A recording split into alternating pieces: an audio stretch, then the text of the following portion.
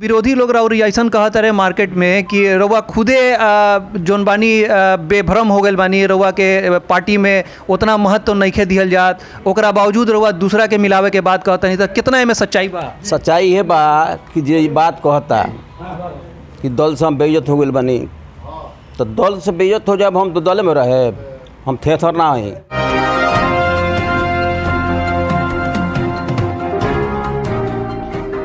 बहड़िया विधानसभा क्षेत्र के पूर्व जदयू विधायक श्याम बहादुर एवं खान ब्रदर्स के छोटे भाई रईस खान ने अल्पसंख्यक प्रकोष्ठ के प्रदेश अध्यक्ष मोहम्मद जमाल से मुलाकात की। रईस खान पूरे दल बल के साथ पूर्व विधायक श्याम बहादुर सिंह की अगुवाई में जिला के विभिन्न क्षेत्रों में जनसंपर्क अभियान करते नजर आ रहे हैं। इसी क्रम में हमारी बातचीत जदयू के पूर्व विधायक श्याम बहादुर सिंह से हुई। उन्होंने अपने चिर परिचित अंदाज में हमसे क्या कुछ कहा, आइए सुनते हैं। हमारे साथ पूर्व विधायक श्याम बहादुर जी भी मौजूद हैं। आइए इनसे जानते हैं वैक्सीनेशन प्रोग्राम का लेकर के जो आज मुहिम छेड़ा गया है, जो जदयू का एक मुहिम है, उसमें इनकी क्या भागीदारी है। बहुत स्वागत बा सर राहुल सिलेक्ट 24 न्यूज़ में। हमरो तरफ से चैनल के स्वागत बा। अभी तो दल में भाई के मिलावे के बा, तो भाई के ना समर्थक लोग बा, सब लोग से भाई मिलतानी जुलतानी, बहुत जल्दी कार्यक्रम तय हुई। दिल के मजबूत आदमी भाई हमरा में ही हैं, हमार दल मजबूत हुई। भाई बोलनी तक के रईस भाई खान ब्रदर्स। वो दिन तरवारा में भी प्रोग्राम रहे, रुआ पूरा एकदम गाजा बाजा के साथ पूरा भव्य स्वागत कैनी। अब का प्रोग्राम बुझाता, का लगता कि का करे रुआ आगे जो हमार सोच बा, जो हमार सोच बा, माननीय मुख्यमंत्री से बात करे, दल में पहले मिलावे के बा।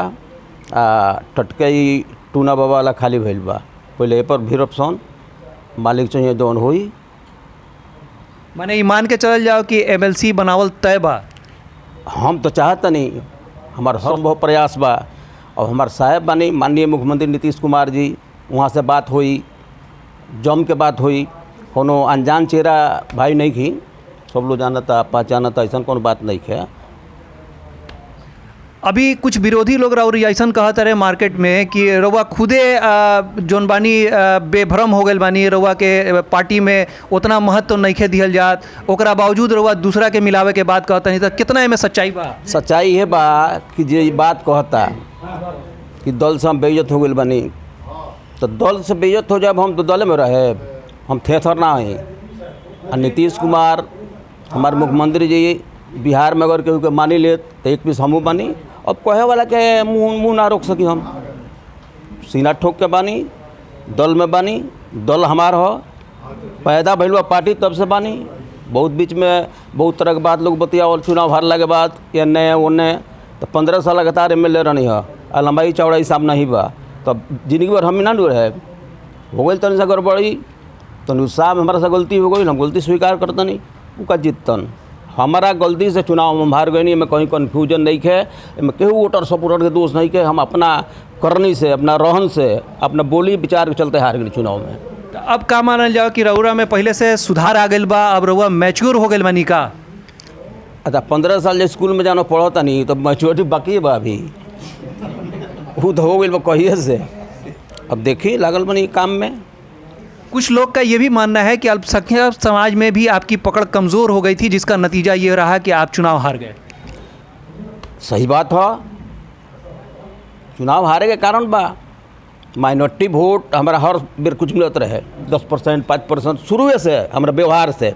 अब की चुनाव में 4 दिन पहले, 4 दिन ले ठीक रहे, 4-5 दिन, अब हिना साहब ओसामा जी कि आजो प्रभाव बा, कालो रहे, 4-5 दिन पहले वो लोग घूम दिहल, माइनॉरिटी के जहाँ जहाँ गढ़ रहे, जहाँ जहाँ पिलर रहे, तो ओकर असर पड़ गई। 20-22 से चुनाव हारे कौन बड़ चीज़ बा। हिना साहब, ओसामा साहब के बारे में भी लोग कहता है कि रउआ प्रयास में बानी कि वो लोग के दल में मिलावल जाओ, वो लोग के भी एक जिम्मेदारी दिहल जाओ, ऐसा क्या बात? हम ये प्रयास में नहीं, हम जरा प्रयास में बानी, सीना ठोक के बानी। घटना घट रहे, सिंपैथी बाजो परिवार के प्रति कालो रहे, 7 दिन से अब रहनी तबो रहे, अबो बा, वो दूसर मामला बा। लेकिन दल में मिलावे के सारा सर हमने होता देख चले, ये संभव नहीं है, ये संभव नहीं है। तो का मान के चल जाओ कि फिर मुस्लिम समाज दू खेमा में बढ़ जाई? एगो इन्ने जदयू में और दूसरा आरजेडी में। कौनो खेमा खेमी हम नहीं खे जी। अब एक खामा भेटा गए बड़े भाई रईस भैया, ये खामा मजबूत बा, यही में सब लोग जुड़ता अपना के, जुटे के भी चाहिए। अब दल दुल के बात नहीं है ना, दल दल में के फंसी ना। अगला रणनीति का हुई और अगला इलेक्शन में रहुआ के तरह के तैयारी करे कि फिर से वापसी हुई। अब तो भाई का सब हमारा करेगा बा। पहले हमने लागल में जौना काम में भाई के कोनो न कोनो जगह धरा दे, फिर बाद विधानसभा में टाइम बा। अभी भाई जब आजी है माइनॉरिटी के गौड़ है, बढ़हरिया माइनॉरिटी बहुल है, कहीं ना कहीं गलती भई रहा, फिर सही हुई सीधा कर लियो। के ऐसा चीज़ नहीं के बढ़हरिया से हमारा कोनो लगाव नहीं है।